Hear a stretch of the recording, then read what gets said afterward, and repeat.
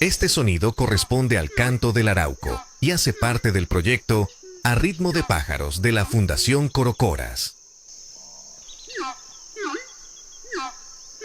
Esta iniciativa busca exaltar el paisaje sonoro de nuestra maravillosa Orinoquía